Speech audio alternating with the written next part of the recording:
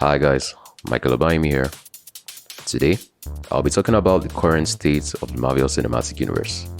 So the MCU just hit an all-time low with the release of The Marvels, a movie that is currently struggling to make bank at the box office. And just looking at the whole general landscape of the movies we've been getting this year, we've had a lot of highs and a lot of lows. We've had movies like Ant-Man and the Wasp: Quantumania, which started the year in a very bad way, but that was quickly followed up by a movie like Guardians of the Galaxy Volume 3, which can be considered a shining spot in a relatively gloom landscape. But there's no denying that the overall MCU, the overall Marvel Cinematic Universe, appears to have lost focus, and this in turn has led to the loss of a lot of goodwill from fans. A lot of it comes down to the current quantity over quality approach being employed by Marvel Studios.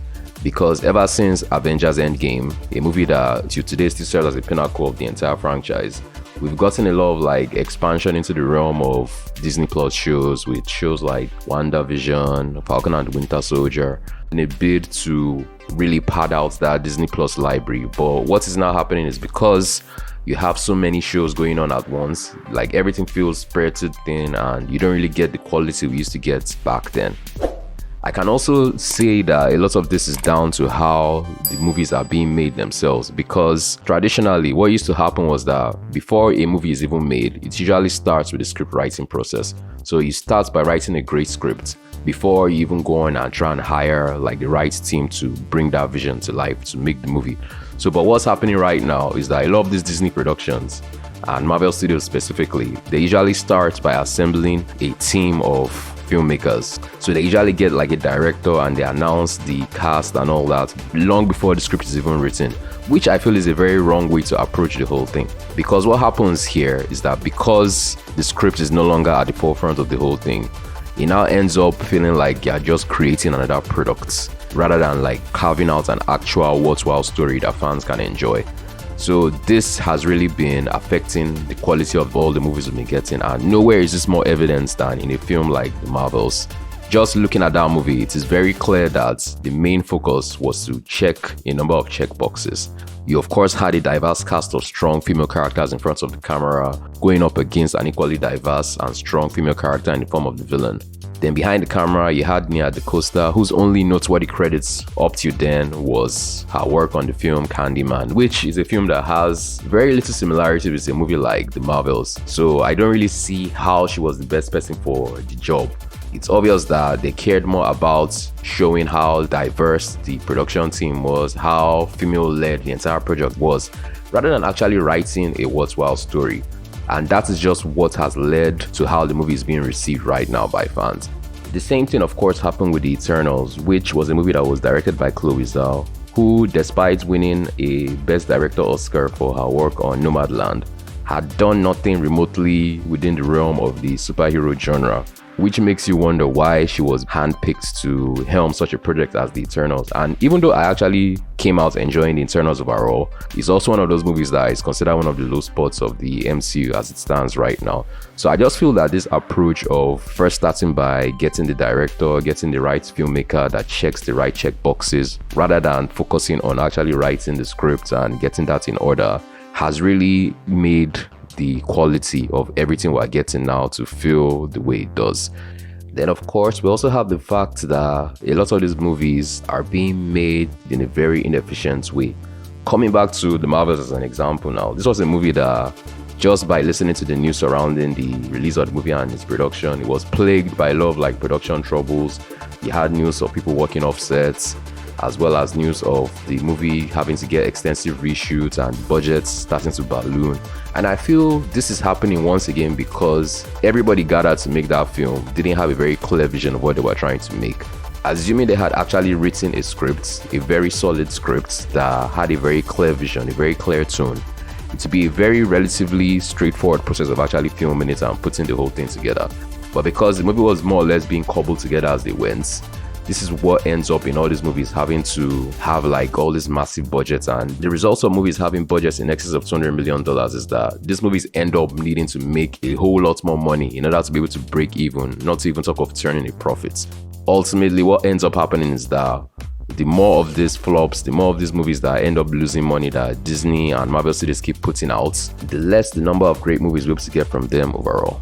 So anyway, regarding the question of whether or not the MCU will be able to get back on track or get back to its glory days, the good news is that the production team, Kevin Feige and Bob Iger and the rest of them, they've started to acknowledge the fact that they actually need to start scaling things back, because they've come to the realization that they are putting way too much product out there, and the result of putting too much product is that none of those products actually gets the level of care or attention that they need.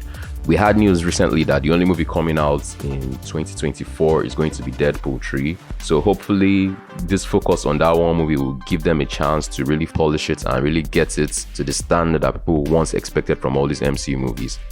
The same thing is also true of Blade, which is a movie that was already about to start shooting before the plug was pulled and the whole thing needed to be rejigged. So the hope now is that they'll be able to go back to the drawing board, actually write a solid, competent script that would cater to what fans expect from the character, that would actually focus on telling a compelling story rather than trying to once again check boxes. Because what even really amazed me about the whole Blade situation was that we now got news from the recent Variety article that came out about the dire state of things at Marvel, that apparently Blade was going to be relegated to the fourth main character in his own movie, which just doesn't make any sense. And this is what has been happening recently with this current push for diversity that we'll be getting from all these Marvel movies. What has been happening is that we have traditional heroes that passing on the torch, handing over the baton to all these so-called diverse and strong female characters that are meant to stand in their place. But the issue, once again, is that these comic book movies have a very clearly defined fan base, and that fan base is made up of predominantly males.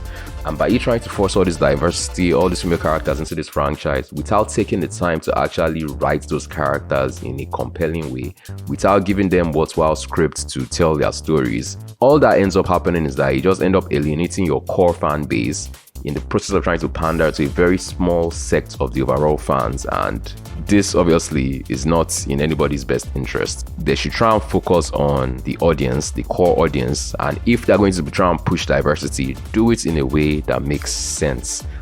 Actually take the time to craft the stories properly. Don't just put it there for the sake of ticking a checkbox once again. Then we also got word that they are even considering bringing back the original Avengers, characters like Iron Man and Captain America, just in a bid to try and reignite the entire franchise. And while personally I would prefer if they didn't have to go that route, I would still say that even if they bring back those characters, you bring back your Tony Starks and your Steve Rogers, it doesn't change anything if the stories themselves don't improve on a very fundamental level. In other words, you still need to write a very well-told story for these characters, because that's what actually helped the MCU in its heyday. When you go back to the glory days of movies like Civil War and Avengers Infinity War and Endgame, these stories were well told, they were well planned, well plotted, which eventually built up to the payoff we got at the end as fans. So, but if you don't take that level of care, that level of competency in approaching these stories, then it's not going to change anything. It's just going to be more mediocre movies with these characters in them. So I really hope that even if it ends up happening, that it doesn't just happen as a last Hail Mary and they actually take the time to really write a competent, well-told story and a very valid reason for bringing back these characters. Anyway, these are just my thoughts about the current state of the MCU and if it can ever hope to get back to its glory days. What do you think? Do you think that there's any hope of us getting another Avengers Endgame? Or do you think those days are well behind us? Let me know in the comment section down below. Don't forget to like this video if you enjoyed watching this discussion, and to subscribe to the channel with notifications turned on if you'd like to see more discussions like this in the future. And until the next one, this is Michael, signing off.